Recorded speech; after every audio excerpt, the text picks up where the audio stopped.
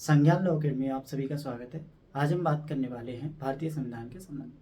भारतीय संविधान में 22 भाग हैं, 12 अनुसूचियां हैं और 395 अनुच्छेद हैं। इन अनुच्छेदों को 12 भागों में किस तरीके से विभाजित किया गया है और 12 भागों को कितने अध्यायों में किस किस तरीके से उनको विभाजन किया गया है। चलिए, तो आज हम ये सारी चीज़ों को जानते हैं भारतीय संविधान के संबंध में। चलिए, पहले मैं आपसे थोड़ी सी बात करूंगा कि हमारा जो भारतीय संविधान है उसमें एक उद्देशिका है जिसके बारे में आप सभी लोगों को पता है, जिसमें बताया गया है कि भारतीय संविधान को 26 नवंबर 1949 को 26 नवंबर 1949 को 3 शब्द जिन्हें कि हम मानते हैं क्या क्या है वो अधिनियमित, अंगीकृत और आत्मार्पित। अधिनियमित, अंगीकृत और आत्मार्पित। भारतीय संविधान की उद्देशिका हमें यह बताती है कि हमने संविधान को 26 नवंबर 1949 को बना लिया था, अधिनियमित कर लिया था, अंगीकृत यानी कि अपना लिया था और आत्मार्पित मतलब कि भारतीय लोगों को समर्पित कर दिया था। लेकिन 26 जनवरी 1950 को ही इसे लागू किया गया था। सबको पता है 26 जनवरी 1950। इसके कुछ प्रावधान 26 नवंबर को ही लागू हो गए थे और कुछ प्रावधान हमारे बाकी के प्रावधान हमारे 26 जनवरी 1950 से लागू हुए। अब मैं आपसे सीधे सीधे बात करता हूं आपके अनुच्छेदों के बारे में और उनके भागों के बारे में। चलिए, अब मैं आपको उन सारे भागों के बारे में बताते जाऊंगा और किस भाग में कितने अनुच्छेदों को शामिल किया गया है और किस भाग को क्या अध्याय में भी डिवाइड किया गया है, इस पर भी हम बात करेंगे। चलिए, सबसे पहला भाग है हमारा संघ और उसका राज्य क्षेत्र। संघ और उसका राज्य क्षेत्र, जिसे आर्टिकल 1 से लेकर 4 तक शामिल किया गया है। दूसरे भाग में नागरिकता के संबंध में प्रावधान किया गया है। नागरिकता को आर्टिकल 5 से लेकर 11 तक शामिल किया गया है। तीसरा भाग हमारा मौलिक अधिकार के बारे में बात करता है। मौलिक अधिकार, फंडामेंटल राइट्स जिन्हें हम कहते हैं, जो कि आर्टिकल 12 से लेकर आर्टिकल 35 तक है। अब हम आर्टिकल 12 से 35 तक को फंडामेंटल राइट्स को भी किस तरीके से डिवाइड किया, मैं उस पर बात कर लेता हूँ। थोड़ी सी बात है। सबसे पहले उन्होंने एक साधारण वाला पार्ट रखा है जिसमें आर्टिकल 12 और 13 को शामिल किया है। इसके बाद हमारा समानता का अधिकार है जिसमें आर्टिकल 14 से लेकर 18 तक के पार्ट को शामिल किया है। उसके बाद स्वतंत्रता का अधिकार है जिसमें 19 से लेकर 22 तक के पार्ट को शामिल किया है। शोषण के विरुद्ध अधिकार, शोषण के विरुद्ध अधिकार जो हमारा है उसमें 23 और 24 आर्टिकल को ही शामिल किया गया है। धार्मिक स्वतंत्रता का अधिकार, धार्मिक स्वतंत्रता का अधिकार इसमें 25 से लेकर 28 तक के अनुच्छेदों को शामिल किया गया है। इसके पश्चात हमारा एक और भाग हमारा मौलिक अधिकार है जो कि शिक्षा और संस्कृति के संबंध में बात करता है। शिक्षा और संस्कृति के संबंध में बात करता है जिसमें आर्टिकल 29 और 30 को शामिल किया गया। आर्टिकल 31 में हमारा संपत्ति का अधिकार था जो अभी वर्तमान में नहीं है। संपत्ति का अधिकार जो कि पहले मौलिक अधिकार के तौर पर था लेकिन आज वर्तमान स्थिति में नहीं है, जो कि 44वें संविधान संशोधन 1978 के द्वारा रिपील कर दिया गया, निश्चित कर दिया गया है। अब वो मौलिक अधिकार के तौर पर नहीं है। इसके बाद है हमारा 31A, B और C। 31A, B, C ये 3 आर्टिकल हैं, यानी कि कुछ अधिनियमों के व्यावृत्ति के संबंध में ये तीनों आर्टिकल्स वाले पार्ट को शामिल किया गया। फिर हमारा एक और लास्ट है जो कि हमारे 6 मौलिक अधिकार हैं, उसमें है एक संवैधानिक उपचारों का अधिकार। संवैधानिक उपचारों का अधिकार, संवैधानिक उपचारों के अधिकार को 32 से लेकर 35 तक के पार्ट को शामिल किया गया, यानी कि संवैधानिक उपचारों के अधिकार में आर्टिकल 32 से 35 तक का पार्ट शामिल है। ठीक, चलिए अब हम और आगे चलते हैं। इसके अब बात करते हैं हम हमारे आगे के पार्ट के संबंध। आगे का पार्ट जो है आपसे बात करता है डीपीएसपी, डीपीएसपी यानी कि राज्य के नीति निर्देशक तक, यानी कि भाग 4, जिन्हें हम शॉर्ट में डीपीएसपी भी कहते हैं, डीपीएसपी, जो कि आर्टिकल 36 से लेकर 51 तक है। कहाँ तक? आर्टिकल 36 से लेकर 51 तक। इसके बाद हमारे कॉन्स्टिट्यूशन में एक नया भाग जोड़ा गया था, जो कि 42वें संविधान संशोधन 1976 के द्वारा जोड़ा गया था, जो है 51A आर्टिकल को शामिल करते हुए मूल कर्तव्य, जिसमें 51A के द्वारा इसमें मूल कर्तव्य बताए गए हैं। लेकिन इसमें एक और संविधान संशोधन हुआ था, वो था 86वां संविधान संशोधन 2002, जिसमें के पॉइंट को जोड़ा गया था और जिसमें शिक्षा के अधिकार के बारे में बात की गई। अब हम बात करते हैं भाग 5। भाग 5 में है संघ, यानी कि सेंट्रल की व्यवस्था बताई गई है, केंद्र में किस तरीके की व्यवस्था है। सबसे पहले इसको 5 अध्यायों में बांटा गया है। कितने अध्याय? 5 अध्याय। इन 5 अध्याय में सबसे पहला अध्याय आपसे बात करता है कार्यपालिका के बारे में। कार्यपालिका के बारे में जो अध्याय आपको दिया गया है, उसमें आर्टिकल 52 से लेकर आपके 78 तक आपके आर्टिकल दिए गए हैं। दूसरा अध्याय आपके संसद के बारे में बात करता है। संसद वाले पार्ट में आपको 79 से लेकर 122 तक के अनुच्छेदों को शामिल किया गया है। तीसरा अध्याय आपसे राष्ट्रपति की विधायी शक्ति के बारे में बात करता है। किसकी? राष्ट्रपति की विधायी शक्ति, जिसे कि आर्टिकल 123 में दिया गया है। अध्याय 4 जो कि सुप्रीम कोर्ट के बारे में बात करता है, सुप्रीम कोर्ट, जिसमें आर्टिकल 124 से लेकर आर्टिकल 147 तक के भाग को शामिल किया गया। लास्ट हमारा इसका अध्याय है भाग 5 का 5वां अध्याय, भारत के नियंत्रक और महालेखा परीक्षक के बारे में बात करता है। नियंत्रक और महालेखा परीक्षक, जिसमें आपके 148 से लेकर 151 तक के आर्टिकल को शामिल किया गया। ये हमारा भाग 5 था, संघ यानी कि सेंट्रल की व्यवस्था है। अब हम चलते हैं भाग 6 की तरफ। भाग 6 में राज्य की व्यवस्था के बारे में प्रावधान किया गया है और उसको और देखते हैं क्या। भाग 6, भाग 6 में अध्याय भी 6 है। सबसे अच्छी बात यह है, याद करने के लिए बहुत शानदार तरीका है कि किस तरीके से भाग 6 में 6 अध्यायों को शामिल किया गया है। सबसे पहला अध्याय, और इसमें आर्टिकल्स की यदि बात करें तो 152 से लेकर 237 तक इसमें बात की गई है। चलिए अब हम बात करते हैं सबसे पहले अध्याय 1 की। अध्याय 1 में साधारण है। साधारण में केवल 152 आर्टिकल को शामिल किया गया है।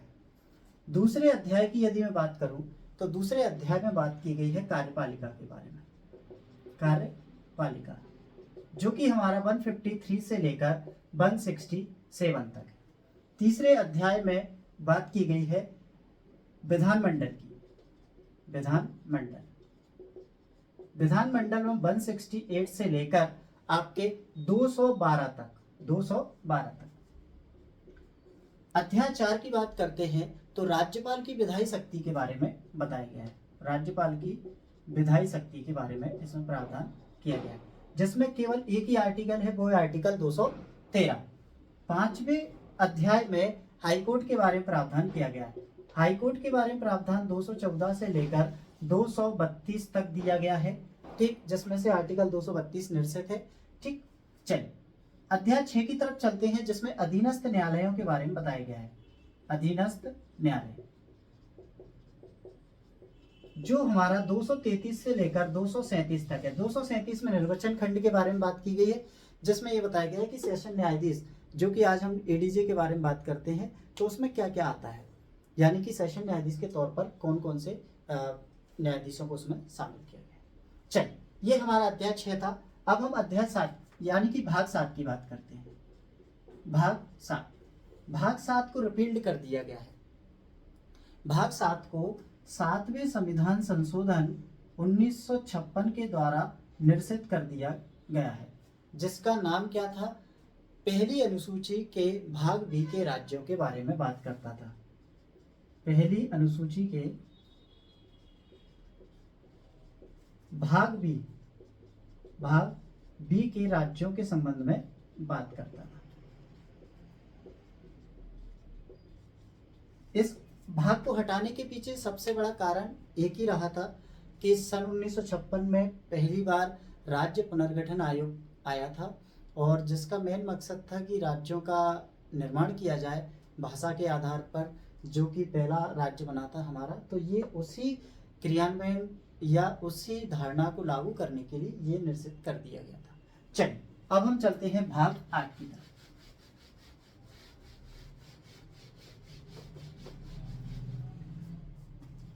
भाग 8। भाग 8 में आपसे बात की गई है संघ राज्य क्षेत्र के बारे में। ठीक, चल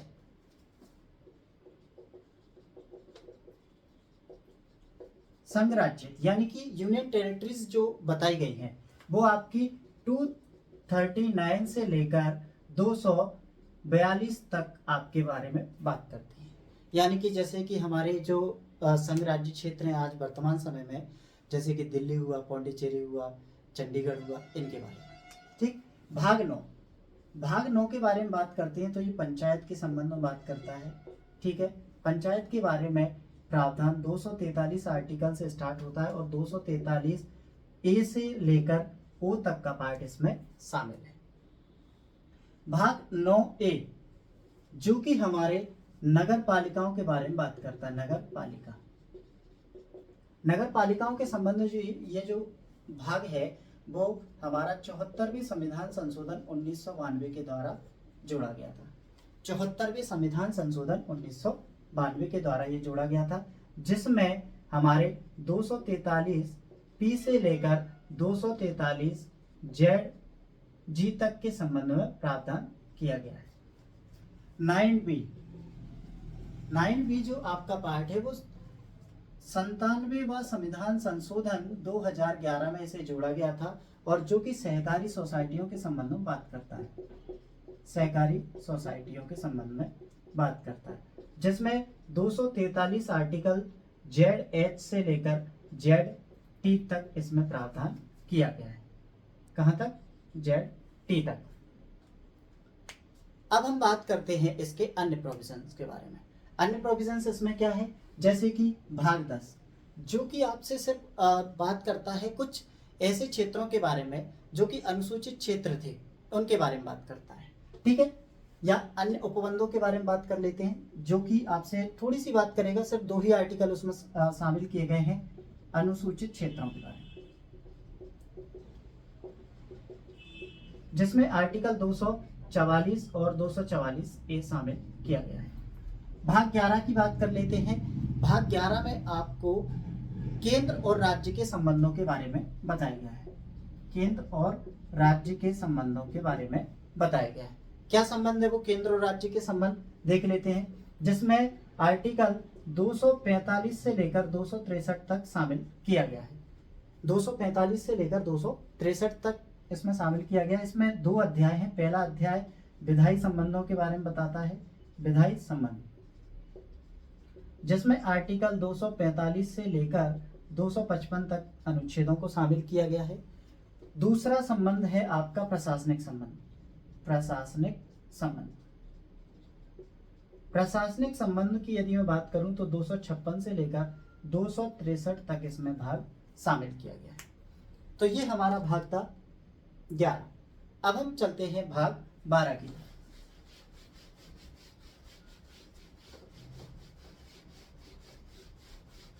भाग 12 में क्या बात की गई है देख लेते हैं। भाग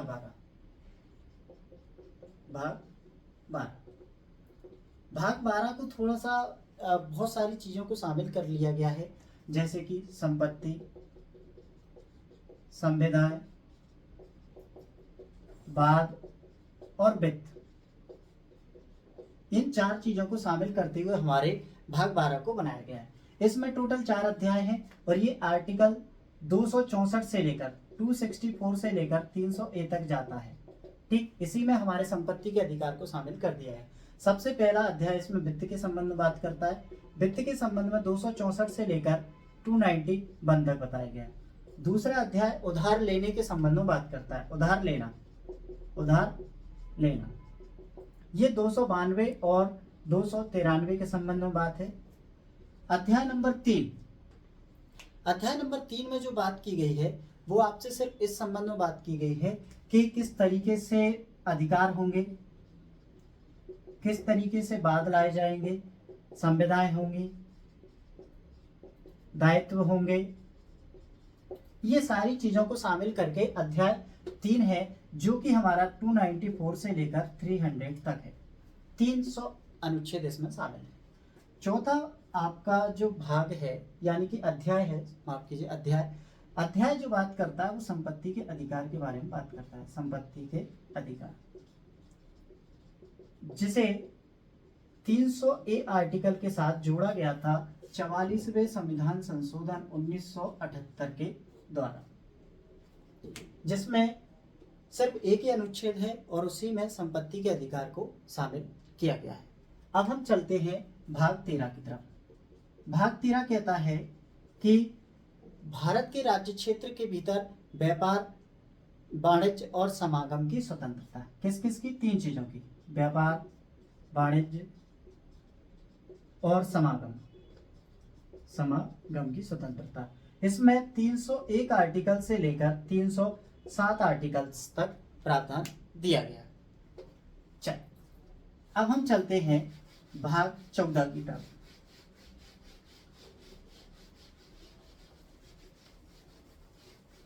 भाग 14 में ज्यादा कुछ नहीं बताया गया है कि सिर्फ सेवाओं के बारे में, जिसमें साधारणतः 2 भाग शामिल किए गए हैं, जिसमें सेवाएं हैं और आपके लोक सेवा आयोग, यानी कि केंद्र और राज्य के अधीन सेवाएं। भाग नंबर 14 में क्या बताया गया है? केंद्र और राज्य के अधीन सेवाएं, ये हमारा जो आर्टिकल है वो 308 से लेकर 323 तक जाता है। जो हमारा भाग है वो 308 से लेकर 323 तक जाता है। सबसे पहले इसमें 2 भाग हैं। पहला भाग आपसे बात करता है किसके संबंध में? कि सेवाओं के संबंध में, जो कि 308 से लेकर 314 तक है। ठीक। दूसरे भाग के बारे में बात करते हैं जो कि लोक सेवा आयोग के बारे में बात करता है। लोक सेवा आयोग, ठीक है, 315 से लेकर 323 तक ये भाग जाता है। भाग 14A जो कि प्रशासनिक अधिकरण के बारे में बात करता है। इसमें सिर्फ 2 ही आर्टिकल है, 323A और 323B। प्रशासनिक अधिकरण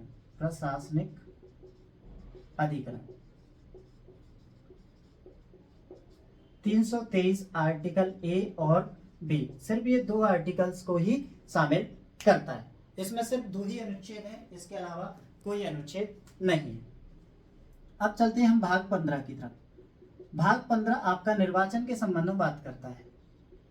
निर्वाचन 324 से लेकर 329 तक दिया गया है। 324 से लेकर 329 तक ये दिया गया है। भाग 16, ये भाग 16 जो है वो कुछ वर्गों के संबंध में विशेष प्रोविजंस की बात करता है। कुछ वर्गों के संबंध में, कुछ वर्ग कौन कौन से हैं? जैसे SC, ST, OBC के संबंध में बात करता है। ये हमारा 330 से जाकर 342A तक के संबंध में बात करता है। ठीक। अब हम बात करते हैं भाषाओं की। तो हमारी जो भाषा के संबंध में पूरा का पूरा एक भाग है वो है भाग 17। भाग 17 में क्या बताया गया है? भाग 17 में बताया गया है राजभाषा, जो कि आर्टिकल 343 से लेकर 351 तक है। जिसमें क्या क्या बताया गया देखते हैं। इसको 4 अध्यायों में डिवाइड किया गया। सबसे पहले संघ की भाषा क्या होगी, तो इन्होंने कहा 343 और 344 2 ही आर्टिकल्स को शामिल करता है ये। दूसरे में प्रादेशिक भाषाओं के बारे में बात की गई है। प्रादेशिक भाषाएं 344 के बाद 45 से लेकर 347 तक के इसको पार्ट को शामिल करता है। इसके बाद सुप्रीम कोर्ट और हाई कोर्ट की भाषा क्या होगी, उच्चतम न्यायालय और उच्च न्यायालय की भाषा क्या होगी, तो इन्होंने 348 और 349 में इस बात को बताया है। लास्ट है कि राजभाषा के संबंध में विशेष निर्देश की यदि बात करूं तो यहां पर बात की गई है ठीक, जिसमें 350 से लेकर 351 आर्टिकल्स तक को शामिल किया है। भाग 18 सबको पता है बहुत अच्छे से कि आपातकाल की बात करता है और जो आर्टिकल 352 से लेकर 360 तक जाता है। ठीक, चल अब बात करते हैं भाग 19 की, जो कि कुछ ऐसे बात है, यानी कि प्रकीर्ण कह सकते हैं हम उस पार्ट को, ज़्यादा कुछ उसमें है नहीं, प्रकीर्ण वाला पार्ट होता है वो, जिसमें 361 से लेकर 367 तक के पार्ट को शामिल किया गया है। 20 जो कि संशोधन के बारे में बात करता है, भाग 20 संविधान के संशोधन के बारे में बात करता है। इसमें सिर्फ एक अनुच्छेद है, वो अनुच्छेद है आपका 368। चल अब हम चलते हैं भाग 21 और 22 की तरफ। भाग 21 में संक्रमणकालीन और विशेष उपबंधों के बारे में बताया गया है, जैसे कि अस्थायी, संक्रमणकालीन और विशेष उपबंध, ये है हमारा भाग 21। इसमें कुछ ही आर्टिकल हैं, जैसे कि 369 से लेकर 392 तक। अब हमारा लास्ट भाग है 22, जिसमें संक्षिप्त नाम, विस्तार, प्रारंभ, निरसन और हिंदी भाषा में प्राधिकृत